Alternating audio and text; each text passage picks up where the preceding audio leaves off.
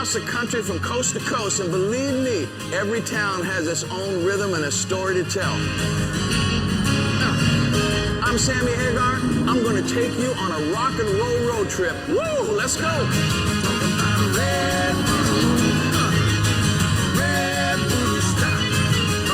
It's Sammy Hagar's rock and roll road trip, presented by Mercury Insurance.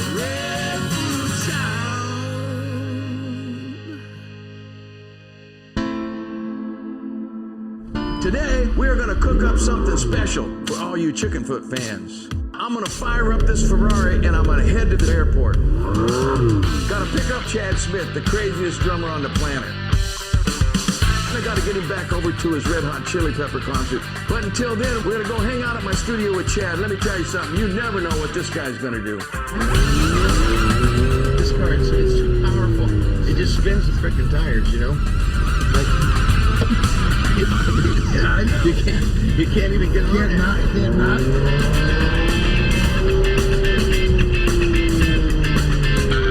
But yeah, okay, well, let me talk to Kari and see what the deal is and see. I'd heard Rabina, I think, had some plans trying to get Joe and I to go to dinner tonight. And I go to dinner and then go to the fucking show. Yeah, but then I'll be pumped. Good. We'll sound even better. I'm Sammy Hagar. Welcome to another rock and roll road trip. This week, we got Chad Smith and the Chili Peppers and Chickenfoot and some other bands. It's some crazy stuff. We're going to go inside. I'm going to interview this crazy mother, and then we're going to jam.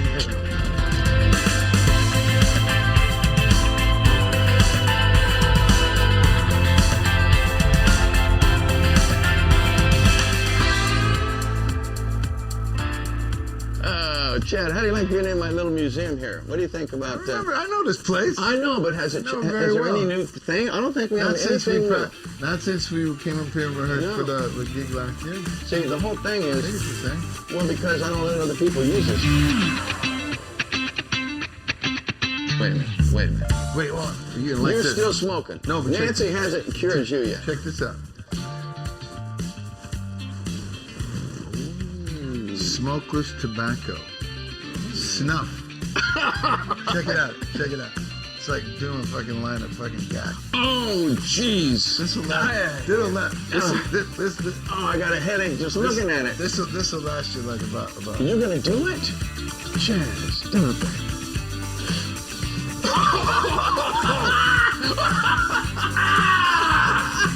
Fuji confessed my eyes are watering. Look at that shit.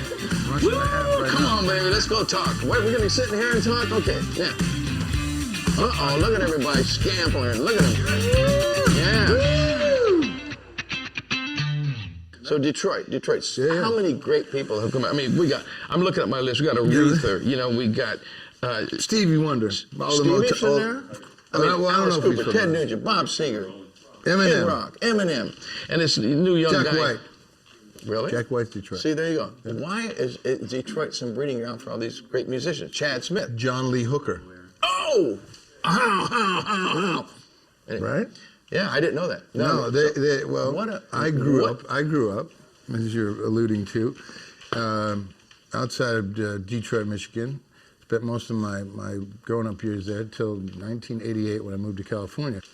What'd you listen to? I mean, growing up in Detroit. Soul? You played mostly like an R&B drummer to me, a rock R&B drummer.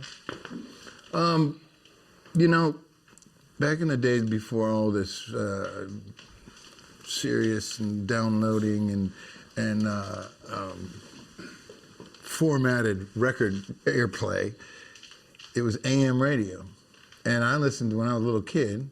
I had a radio about this big, and it was AM radio that played a Windsor station called CKLW, the Motor City. Number 8 on the dial, Super 8. And yeah, that top 40 was some cornball stuff. But what the cool thing was, it wasn't all rock, it wasn't rap, it wasn't. They played everything. So you would hear the Beatles, you would hear, Cat Stevens, you would hear Jimi Hendrix, Otis Redding, and tons of Motown music, of course. But it was good quality pop music, popular music of the day, where pop comes from. But then And a little bit later, in like the late 60s, early 70s, my older brother, Brad, was really into the English bands. You know, the hard rock blues, the Zeppelins, the Sabbaths, the Who, and, you know, obviously the Stones and Beatles were already gone, but Deep Purple and Humble Pie and all the bands that we know and love, and David Bowie and Cream, and it's some of the greatest music still to this day.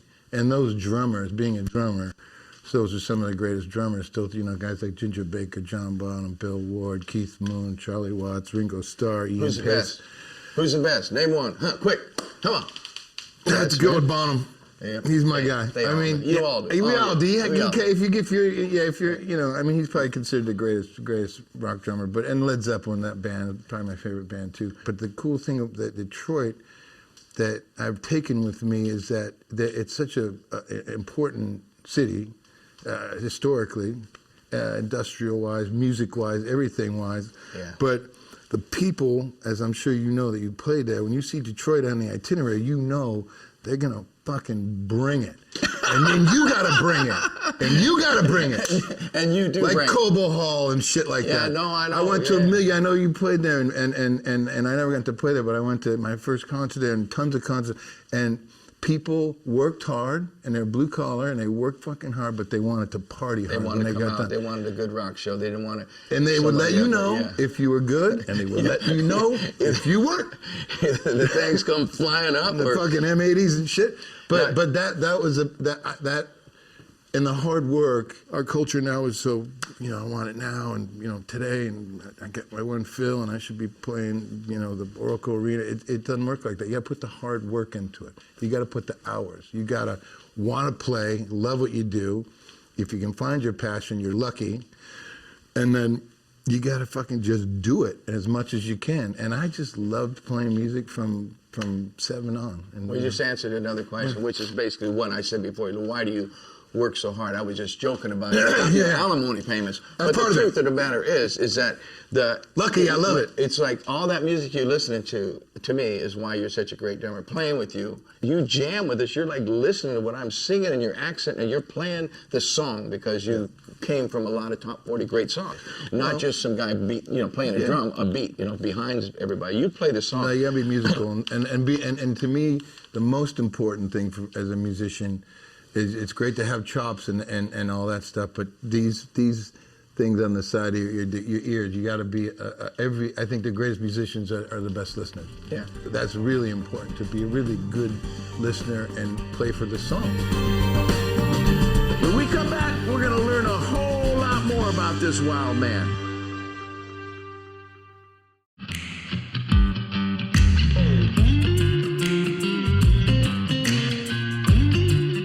How do you decipher the difference between if you're going to play with the Dixie Chicks or Kid Rock or with Chickenfoot or with the Chili Peppers? All these people you play with more people than that. I mean, you played on I'm looking. every damn album on the planet. I'm like, man, Chad, that's why I always say, why do you work so hard? The passion and the fire of the way that I play my instrument is always going to be there no matter what kind of music I'm playing. From the quietest, most, delicate little thing, to the most big bombastic balls out kind of thing too. When I'm asked to play with other artists, like not with Chickenfoot because we're a band and so I get to, really insert my personality in our thing and that's encouraged. Everybody does their thing and I think that's what's special about our band. Chemistry.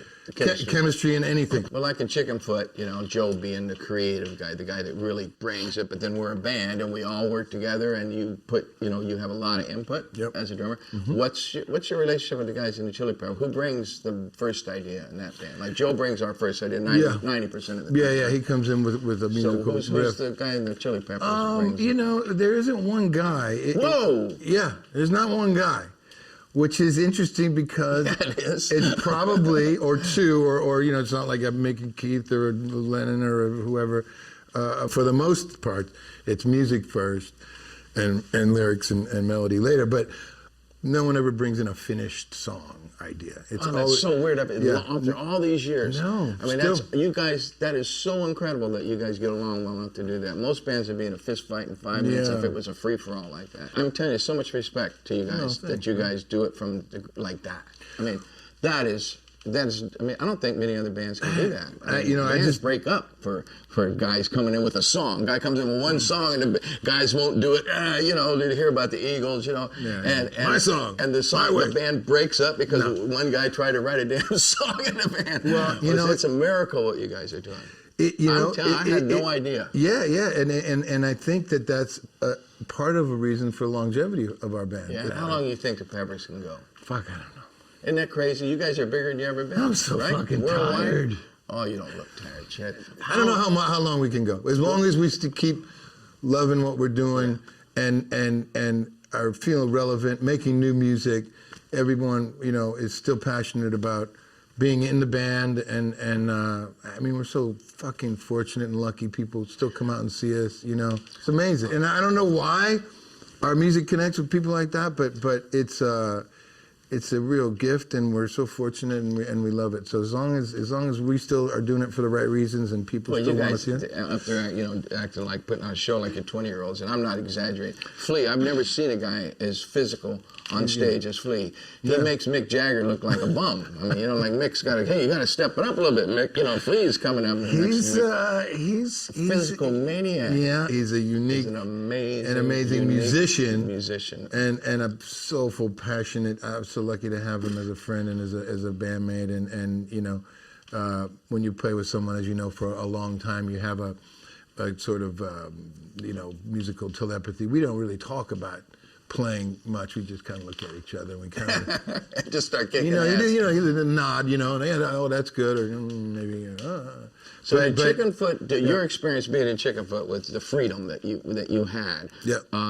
When I see Pepper stuff before Chickenfoot, you weren't quite as crazy on drums. I don't think so. Tell me if I'm wrong. But after Chickenfoot, I saw Chickenfoot made me crazier. Well, you start doing things with Flea. You guys would go off. And last time I saw it, I thought, oh man, Chad's going to get fired. I said, play that shit with Chickenfoot, not over here. Not at all. No, you don't think the Chickenfoot kind of brought you out a little bit as a freedom? They don't give me a mic though. Crazy.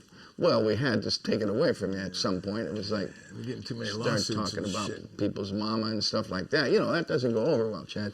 Well, I've noticed that thing that I've noticed about you. To go back to your question, all your musical experiences that you have are going to influence the way you do what you do. And I don't just like take my Chickenfoot hat off or this one or that. It's like it's all in there one way or another. I mean, I've always played very powerfully, and that's just how I do what I do.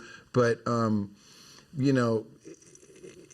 with you and Mike and Joe. I mean, that's freeform. I feel like any one of us could do anything we want. It's a blast. Anything we want. First time you were coming down to Cabo when we first met, you walk in, you were getting high. I didn't know anything really about it. We were taking mushrooms. He did. You were way out of line. You were way out of line. I was not out of line. It was your birthday. What are you talking about? Then a couple years after that, we were wild and crazy down there. And I still am, but you cleaned up all of a sudden. I had too much. But you met Nancy too, and Nancy kind of straightened you out a little bit, Chad. Yeah, well, I was doing bad things, making bad decisions. Yes, you were. Yeah. I wasn't like I was a junkie, but no. I like to hit it hard though. We having fun. But I started to have a little too much. The fun was starting. I got brakes on my car. Nobody else does. I'm like, everybody's keep going. So, oops, I'm going to stop right here. He's good at that. I've never seen come up to a stop sign. Only once or twice, but Sam's he's got a governor, which is good. No, but is it hard for you to balance your workload and everything with your kids? And a little bit. And all that, is that you're finding that more difficult as you get a little bit older? Probably. I am because I would love to play more with everybody, every person that fucking calls me. Yep, I can do it. When? Hold on, let me see. And I would love to, but your priorities shift a little bit, And I tell you, Joe was really he's a perfect example. I need to be home and to be with my kids, and so Nancy was like, I was like, I really want to do this record, and she's like, well, is there any way you could do it here in L.A.? And Joe, Ben Gray's like, yeah, I can do it in L.A. So we're going to do it. I wouldn't have. No, fuck. I would have said, fuck. Get another guy. Let's play, Chad. What do you think, Little Bad Motor Scooter? The first thing we ever played, I believe, was Bad Motor Scooter. Really? Walking down the... Where, in Cabo? Yeah, walking down the ramp, and I said, you know, what do you know? I said, yeah, I know... I know Rock Candy, but yeah, anything off the first album was like, great, let's do it. First song I ever wrote. Hey, everybody, stick around. We're about to jam chicken foot style.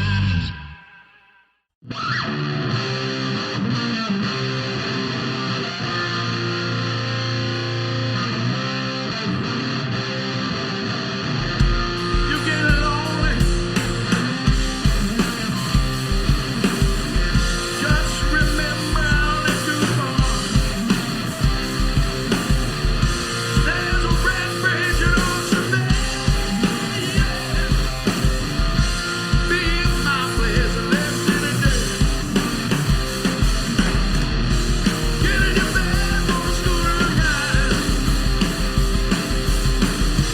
All to my place a day or night.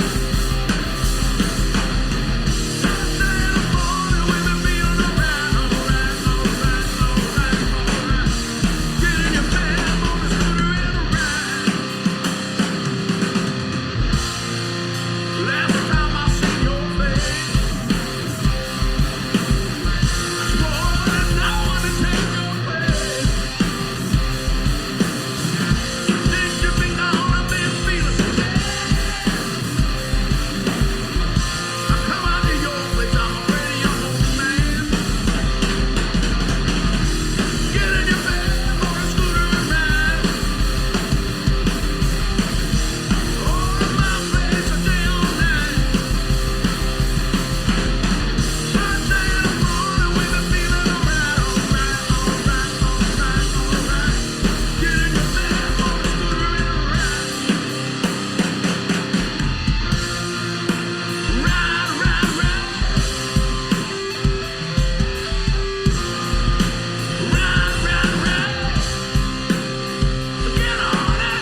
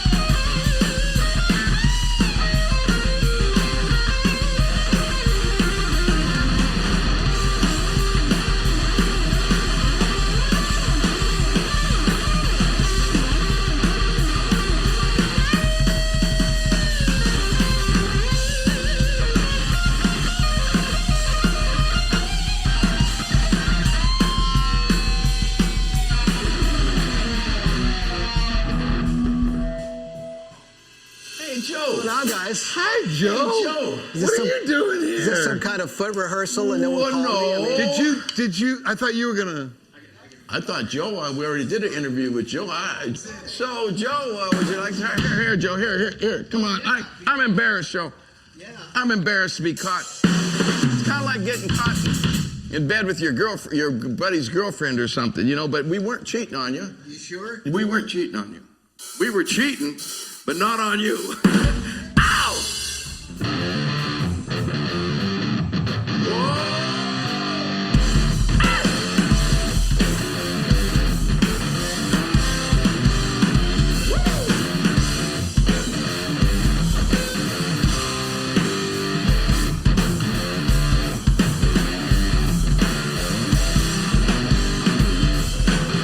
I got fortune, I got fame, fast cars and everything.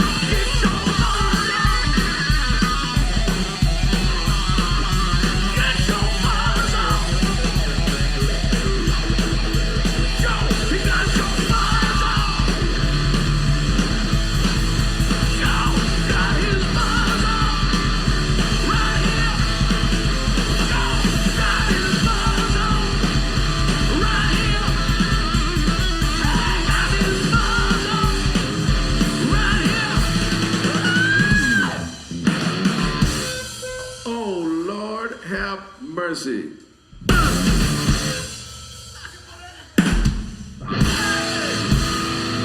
Ladies and gentlemen, Joe Satriani, Chad Smith, Chickenfoot 3 in the house.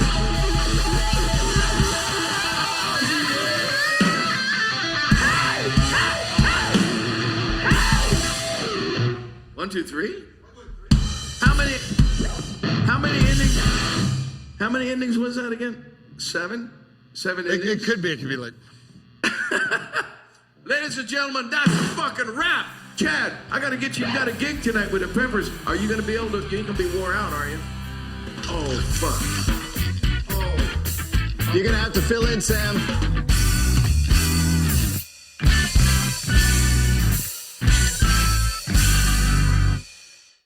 Check out Sammy Hagar's album, This is Sammy Hagar, When the Party Started, Volume 1. Available for purchase at www.redrocker.com. It's an all-new episode of Rock and Roll Road Trip. We're going to go see my good buddy Adam Levine in Los Angeles, California. I judge success by your ability to be happy. Absolutely. You're going to put me in this bad boy? This is the scariest car I've ever driven. There it is. Oh, listen to it.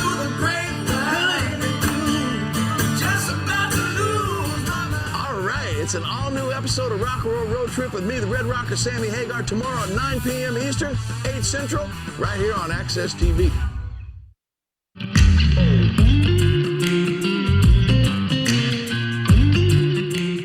Chad, how about that fucking Joe? How about that? I don't know what Joe you're comes talking in here. about. I've never seen that fucking guy before. Listen, What you bring kind him- of security you got in the you people turn him that out. walk in the studio and take your guitar, start playing, weird looking But guys. you turned him out. Without you, he don't play that good. Here, Chad, let me show you what I'm He's doing. all right. What's this? Remember the last time you wrote this car when I first got it? Yeah, you After scared the years, fucking shit out Yes, of I me. did. Some things never change. You know what I'm saying? Okay, so where are you going? To the Oakland Coliseum? Is that what's it called? Not Oracle? I'm going to the home of the. No, it's called Oral, the Oral Arena or something like that. Yeah, we're going to the Oral Arena. Okay, here we go. Watch your feet. Okay, gotta go like this, real slow.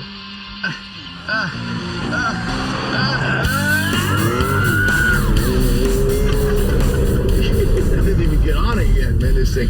I will take it easy. So, Chad, I want to ask you just a couple more questions on the way here. So, how long you guys play nowadays? How long is your set? About 20 minutes. I'm not talking about your drum solo. Oh, Yeah. how much is the band as a whole? Yeah. Oh, Yeah, we do about hour and 45, something like that. We get close to 2. That was second here. That was second. See, the tire's getting warmed up now, so Oh, it's thank fucking so it's God. having a little better. You know me? It's like, well, here we go.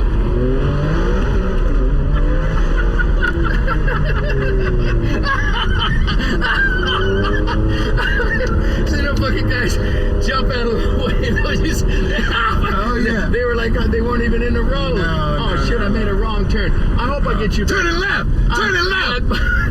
I hope I get you back on Turn it time, left. Chad. How we going? I'm lost. Shit, I'm lost. Is now. there a GPS in this? Whoa, wait, where the fuck we going? Turn it left! What the Turn fuck? it left! Hey, what the fuck? Oh, hell.